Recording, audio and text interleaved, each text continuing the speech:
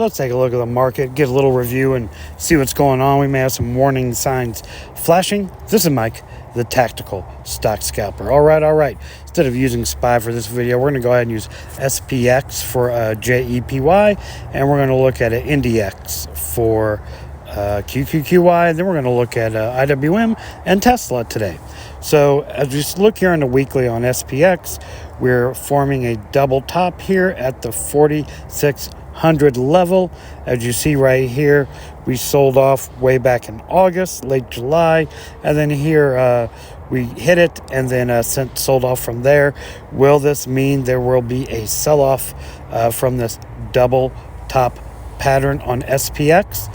The only way we know for sure is confirmation, so we would need the markets to start coming down to prove that this is a double top. Let's get a closer look looking at the daily on SPX. So as you see up here, it peaked at 4607. We didn't quite get to 4607, but we're in that 4600 area. Also, I am outside on a 60-degree day in Kansas City in the winter, so I am sitting outside and enjoying it. So if you hear some background noise, that's what it is. So on the daily, as you can see here, we rose up and then we're starting to sell off and go back down, but we're just in a range right here for right now. We're waiting for a dynamic move up or down, like we waited here and we got it, like we waited here and got it. We had dynamic moves. We didn't know if they were going to go up or down. Obviously they went up. As we consolidate here, possible double top pattern forming, looking like it wants to sell off, but I've thought that for the last 2 weeks and it's continued to rip. So what do I know? All I know is I just wait for the market to tell me, and when I see the odds like this where it looks like the market is really stretched, it's risk off for me, waiting for a pullback or an X date to get into JEPY or QQQY. Let's look at the Qs. Let's pull up an NDX. NDX went above its former high, as you see there, and now we are forming a high up here.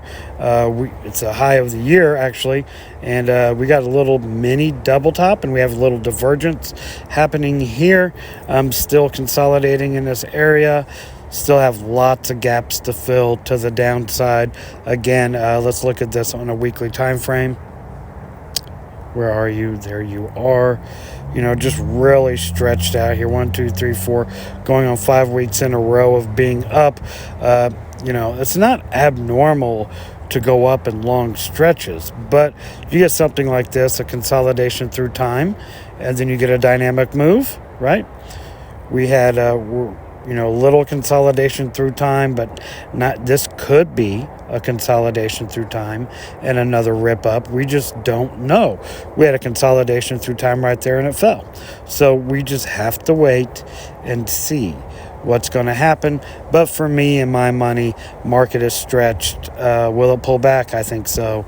I'm erring on the side of caution and on odds that it will pull back after going up for so far. Markets just don't go straight up and straight down. There are pullbacks and there are rises. So we need to wait. Well, I need to wait anyway to see what's happening. Let's go ahead and look at IWM.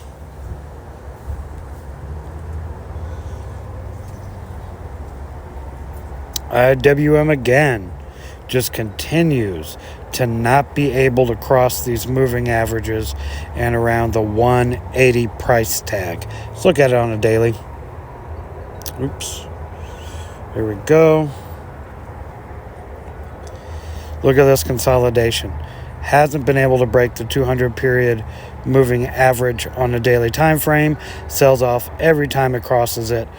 IWM consolidating, waiting for a dynamic move, up or down. We don't know which direction, so we're just going to hold off.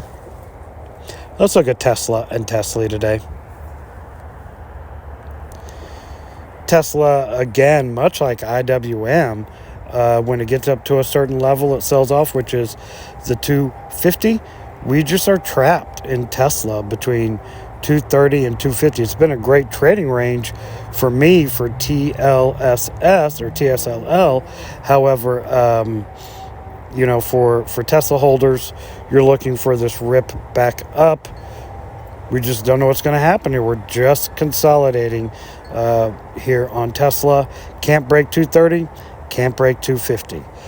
For Tesla owners, this is really a decent range. Let's look at Tesla for a second.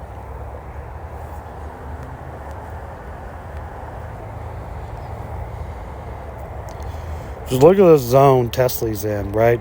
It's staying for however long this has been, darn near a month now, that it hasn't been able to cross 12 and really hasn't been able to dump below 11.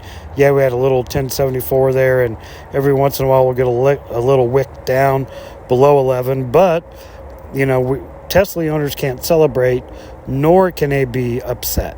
It's just in this range between 11 and 12. They're collecting their dividends and living a happy life, just consolidating here, much like Tesla is doing. Hope you enjoyed the content. This is my Tactical Stock Scalper.